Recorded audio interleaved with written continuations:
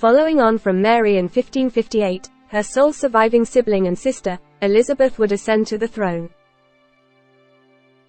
Elizabeth was also the sole surviving child of Henry VIII. Elizabeth's reign would see the fortunes of England improve. As a Protestant, she would stop the persecution of them started by Mary. She would have 3 challenges to her throne during her reign. Firstly, she would see an attempt from her cousin, Mary Queen of Scots, try to claim her throne after she was forced to give up her own crown in Scotland and flee to England in exile.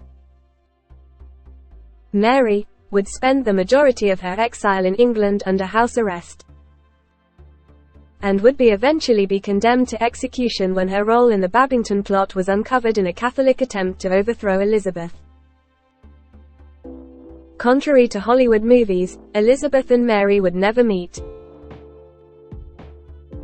Mary's execution would spark her second biggest challenge in her reign, when her former brother-in-law, King Philip II of Spain, would unleash the Spanish Armada against England in an attempt to overthrow Elizabeth and restore Catholic rule to England. Elizabeth would eventually triumph when her hastily assembled navy, good luck from the weather and poor planning by the Spanish, would destroy and scatter the Spanish Armada whilst it waited for its army of the coast of northern France.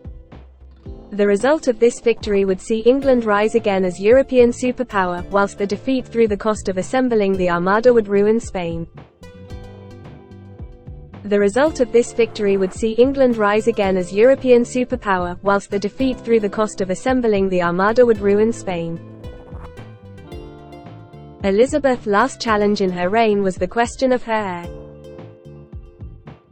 Elizabeth would steadfastly refuse to marry for fear of any man use the marriage for their own political gain to control England. Instead, Elizabeth would reign using a council of trusted and reliable advisors. Because of this, Elizabeth would die childless and without an heir, would bring to the end of the Tudor dynasty. The crown would pass to James VI of Scotland, who would become also James I of England. James would inherit the throne due to being the closest bloodline to the Tudors as a descendant of Henry VIII's sister, Margaret Tudor. The dual monarchy of James would see the end of centuries of conflict between England and Scotland.